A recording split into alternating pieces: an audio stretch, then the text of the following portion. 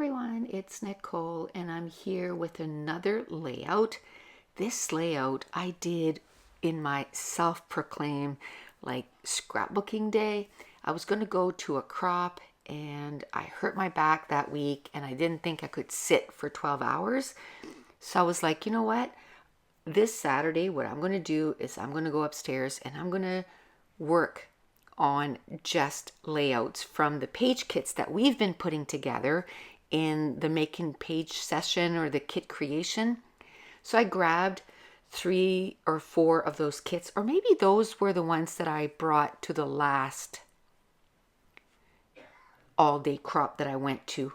Whatever the case may be, they're in a big tote, and then if I need to scrapbook, I can just grab those and start a layout. So this was one of those layouts, and this, my friends, is almost real time. That's why it's going really slow, because I didn't have to speed it up. I cut out 4 minutes is all I cut out, because it was 13 minutes, and then I thought, oh, I don't think, I can talk for 13 minutes. It's very different to be doing the layout real time and putting the layout and talking than doing a voiceover. It seems that, I can do a layout that's 40 minutes long and I can find loads of stuff to talk about the layout, about, different things. But I find for voiceovers, I'm not physically doing it, so I'm finding it a little harder. But in this page kit, there was 2 photos, and then there was this grid paper.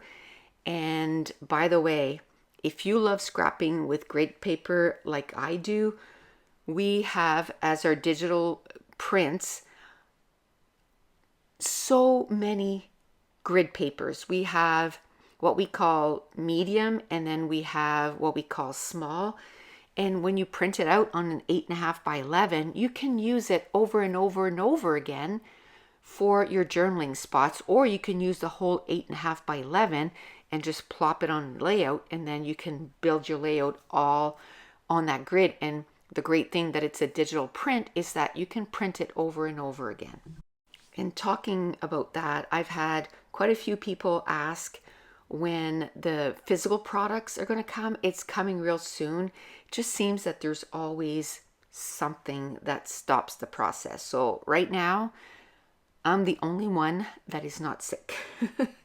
So I've had to take on, the non-sick person role. So on top of, babysitting Lexi, which she is a little stuffy. She's not too bad. But now Dave got sick too. So I'm the only one that's not sick. And I am telling you, I am sure it's because I saw someone do this. I can't remember who it was, but I take some raw honey. It can't be pasteurized, but raw honey. And you cut up cloves of garlic. If your cloves of garlics are small, then it's fine. But I had huge cloves of garlic, so I just cut them up. And you ferment it. So for almost a month, every day you kind of flip it like on its head, if you will. And then the next day you open it and you burp it. You call it burping. Maybe I'll do a video on that because I got to make some more. And you do that for a whole month, and it infuses the honey in the garlic. And garlic already has some good benefits, right? And then it infuses in the honey. And so what I've been doing, because everybody around me is sick, is I have a piece of a clove of garlic every 2 hours. And if I feel like I'm going to get sick, then I'll take one every hour. And all that to say too is if you're going to try anything like that, make sure you talk to your doctor if you're on any kind of medications, because even natural stuff or things that are not, off the shelf or medications, it can still react with certain medications or thing like that. So just, make sure you talk to your doctor about that. But I am telling you, I just take that. So right now I'm taking about 6 pieces a day and I'm still feeling great. So fingers crossed. But I was supposed to go to a crop tomorrow, and because everybody's sick, I don't want to get anybody sick there. Like, what if I go and I feel fine and then the next day I'm super sick and then I brought my germs there? So I'm just going to stay home. So I'm going to try and do a couple pages tomorrow because this is my last page. But let's talk about what I did. So I had 2 4x6. I put one at the top and one at the bottom of the cardstock. And then I put 2 pieces of pattern paper to kind of make a little border. And do you see that huge cluster of flower? That's from 49 to Market, from one of their, you know, like punch out or something like that. And I thought, when am I ever going to use that? Like, that is so big. Well, talk about the perfect place for this, you know. This was, we were on Victoria Island. That's in BC, and we're standing in front of these large trees, but there was natural flowers in the woods, and it was just a beautiful place.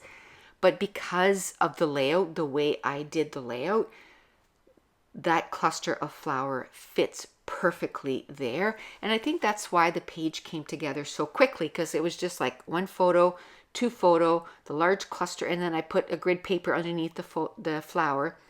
And then I put a little strip of pattern paper at the top and the bottom. I had another strip of pattern paper that I'm going to put next to that. And I'm going to do a cluster. And again, I'm using, it looks like a journaling page from, it's also from 49 and Market. And I'm going to create a little cluster next to that. I'm going to put some flowers, you know, or not flowers, but leaves, and then probably a few flowers to match, to coordinate with that cluster. And as you can tell, you know, this page, I got it done in 13 minutes. I'm not going super speed. It's always hard to tell, you know, when you're speeding up the videos to see how fast a person is actually going. I'm not going fast at all here. And I still managed to get the page done in 13 minutes. And I think it's because it was pretty kind of basics, you know, like 2 photos, a large cluster, and then another cluster at the bottom. And then I'm going to put a title. But just to show that when you have page kits, and I feel like a parrot, right? I've said this so many times, but when you have page kits all done up, yes, it took me some time to put this page kit together. But that weekend, my back was killing me. There's no way I could have spent an extra 45 minutes to find the papers, to find some embellishments and all that. I just grabbed a few kits, and in a matter of a couple of hours, I had 4 layouts done. Now, I hope to get, you know, a few layouts done this weekend to keep me going for another month. And it's really showing me even more the value of making page kits.